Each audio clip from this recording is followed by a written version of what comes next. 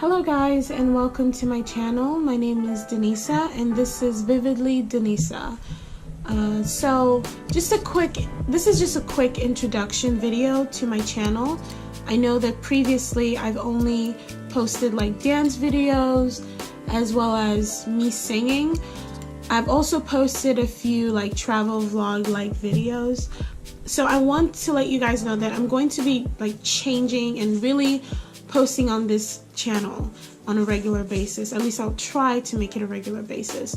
But yeah, I want to make this channel about my travels. I now live in Japan. I've lived here since August, and it's been what, 5 months, I would say, give or take 5 months. But I want to be posting regularly on my travels, so whether it's in the Kansai area, because I live in Osaka, or around Japan or outside Japan. I want to make it a regular thing now. I want you guys to take this, this travel with me. I want you guys to experience the joy and the wonderfulness that is Japan. Also, so yeah, if you guys have any questions or any kind of topics you want me to talk about, then please let me know. You can do that through the comment section below, or you can Instagram, you can DM me at Vividly Denisa, and I will answer or make your questions or topics into a video talking about them. The reason I wanted to do this is because before, like when I was making my decision on whether coming to Japan was a good idea, there weren't a lot of YouTubers like me who had the answers to the questions that I wanted. Whether it be, okay, what kind of, things do you come across when it comes to the people? What kind of things that you should be aware of? What kind of things, would you have to, keep on your radar so you know what to expect? Also, there are not a lot of black YouTubers, like black YouTubers in Japan, that had a lot of answers that I needed when it came to who can do my hair, or where can I buy this, where can I get that. There were a lot of questions that were left unanswered, and it made me question if Japan was the right place for me to go, because I didn't have those answers. So I would love to be that person for somebody else that you can ask any question, and I will try to help you as much as I can so that you can make the decision whether it is you want to come here, whether Japan is the right choice for you, or if it's not. So I will try my best to be that person for you. Also, I have there's so many things that I experience here on a daily basis because I stand out. I cannot help but stand out. It's not possible for me. There's sometimes it's okay. There's sometimes where, you get so used to it that you don't even realize it. You're in your own world. But then there's sometimes that some things happen that it's just so glaring that you cannot help but notice it. The staring doesn't get me. The staring, so I experienced the staring first when I went to Korea 3 years ago. I did an exchange study abroad program for about 5 months in Korea, and that was actually the first time I came to Japan. I came to Japan for 4 days when I was in Korea. So the staring I noticed in Korea for the first time. At first you feel so self-conscious because you're coming from a society where everyone else looks like you, or there are many people and there are multiple people who looks like you.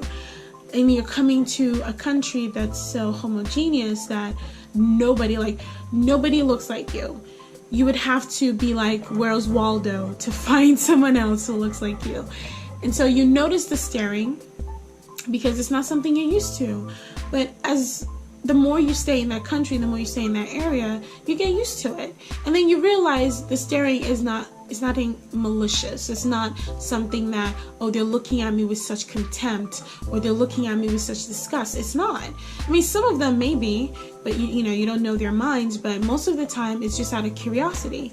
And so you have to experience it multiple times to understand it. And so that's not the thing that gets me. The staring is not what gets me. But then there's some things that it's like, there's just so much, like there's a big cultural difference that even if you acknowledge it as a cultural difference, at the same time, since you're not used to that culture, it's still so uncomfortable for you. And, you know, so those are things that I would have loved someone to have talked about, to like kind of prepare me for my venture here. So yeah, those are things I will also talk about, because like so many things have happened to me. Like I've been stalked, I've been like oogled, like what's the word? Not oogled.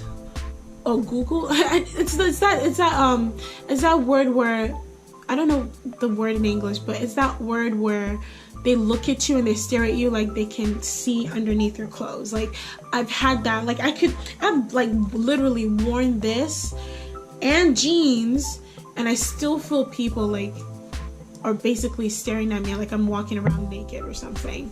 So yeah, it's just very crazy. And you need the, I guess you need the strength in not only the fact that you have people around you who can help you, as well as the mental preparation. You need all of that to be able to deal with it here. And so these are all things that you need to know before you come here, whether it is for a visit or whether it is for school or work, long term. These are things that you need to prepare yourself, because I know a lot of people who've come here and they can't cut it, and they just pack up and leave. And so yeah, traveling is great, but you know, you need to prepare yourself, especially if you're going to a country that's completely different from your own.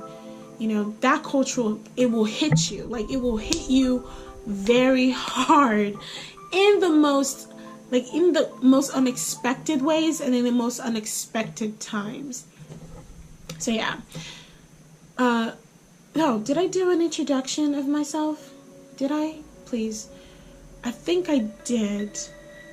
So if I didn't do an introduction, let me do an introduction again. 23 years old, 24 in August, bachelor, master's, criminal justice and criminology. Came to Japan because I wanted to do something different. You know, I was born in Nigeria, moved to America when I was 12 years old. So I've experienced the American and the Nigerian culture. So I wanted to do something different. I wanted to experience a life outside of what I'm used to, a life outside of my comfort zone. So I decided to come to Japan. It was like between Korea and Japan. Like I've already been to Japan and I've spent a long time in Japan. Well, 5 months is a long time. But I wanted to do something different. Sorry, I've spent 5 months in Korea. I can't talk. I spent 5 months in Korea. So I wanted to come to Japan because it's something different. So I wanted, and I loved Japan when I first came, even though it was for 4 days and I was in Tokyo. I loved Japan, you know, the people, the atmosphere, the places, it's all very different. And so I decided, okay, hey, what better place to go if you want a different culture? So here I am, and I will be posting, like I said, more regularly and more frequently, so please stay tuned to that. You can also follow me on Instagram at Vividly Denisa. This has been Denisa, and I will meet you guys. I need to work on a better ending. But yeah, thank you guys so much for watching this video. Bye bye.